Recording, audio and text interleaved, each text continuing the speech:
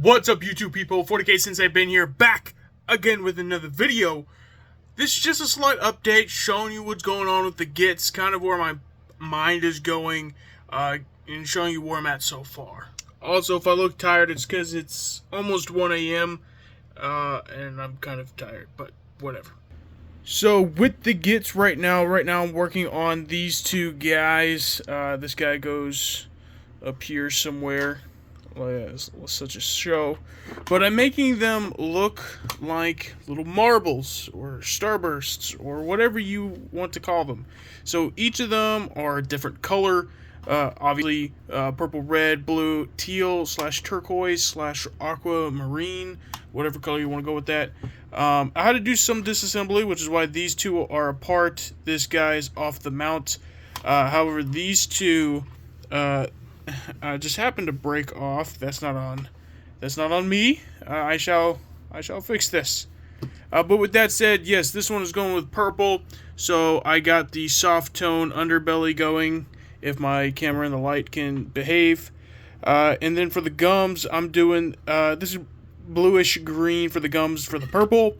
Red, same thing, some highlighting here and there, as well as the soft underbelly. And this one I went with a purple gum line. It's very, very dark purple, but it is purple, I swear. I haven't gotten around to the blue or the teal yet. Again, with all of these soft underbellies, as you see there, and the blue is the most difficult to notice, but it is a soft blue underneath there. But the gums for this will be close to black, I want to say, or like a grayish black for the blue, and then the teal will be a darkish but noticeably separate blue. But these two I've done the least amount of work on. Right here, red, the mouth has been painted, and the tongue has been painted, as you see there. The teeth need some work, because this was pre-painted before I did the red, so obviously I have some oversplash there, although it does kind of look kind of neat. With that said, I used some new Fanatic metal paint for this model here. You see the light steel for the chains down there, as well as the actual spiked chain here, and these couplings right here. 3 different metal colors for all 3 of these things. The couplings are actually going to be this true iron or rough iron.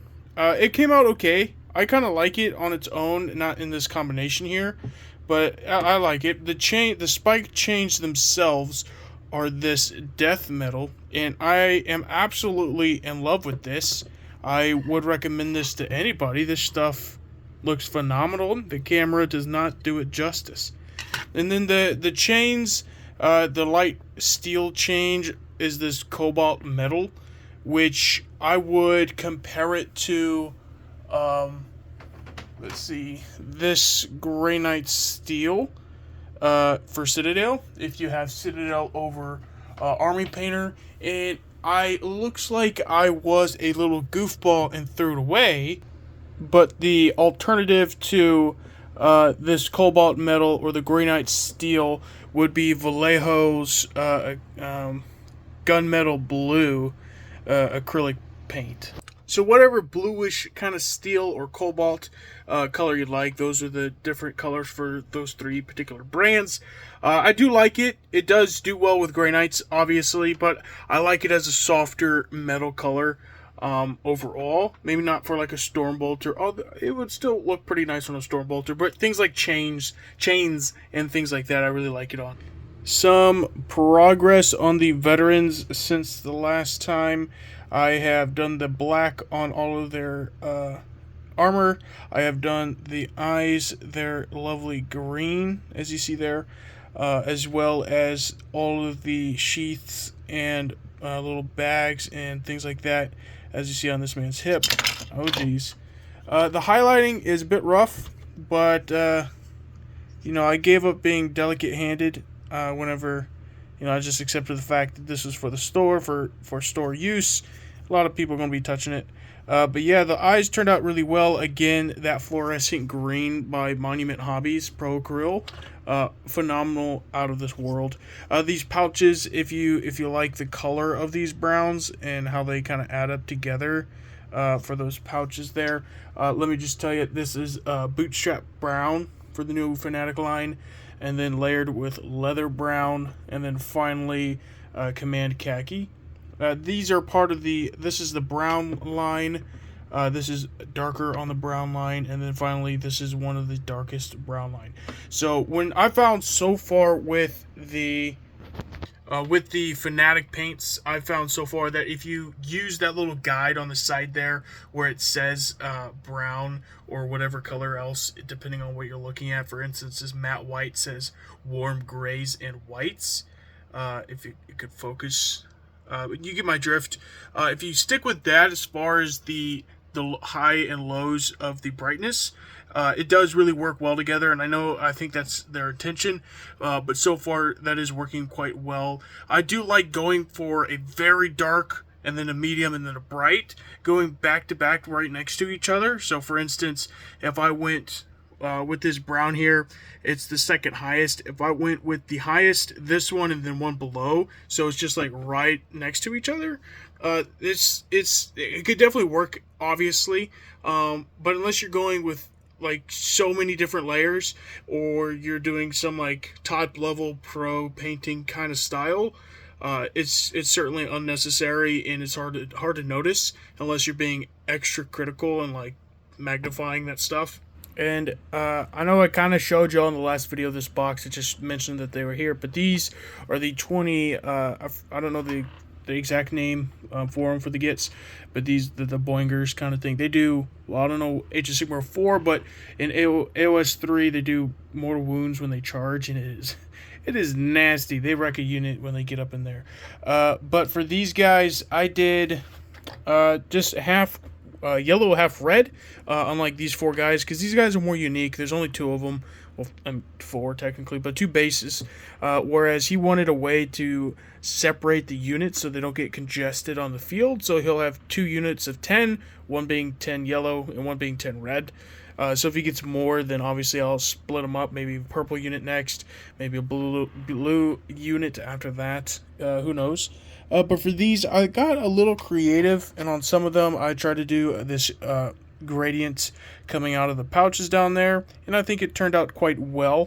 But having said that, and showing you everything I've done thus far, I thought I'd let y'all know that I want this channel to show the side of painting Warhammer from the perspective of somebody that thinks that they're all right, have been told that they're all right, but I'm certainly not a pro, right? You see all these guys that are, thankfully and fortunately, awfully humble, but also really, really talented, and go above and beyond what most people can do, or most people currently can do, you know, because we can all improve.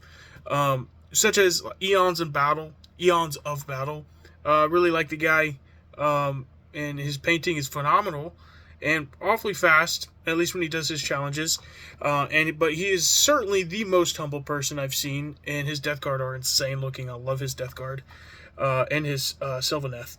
But with that said, this is the side I'd want to say that if we're doing a scale of 1 to 10, 10 being a Golden Demon winner, and 1 being your 6-year-old nephew having at it with whatever colors he feels like, and 5 being tabletop standard, I'd give myself a solid 6, 6.5, depending on the day and the model and how I feel.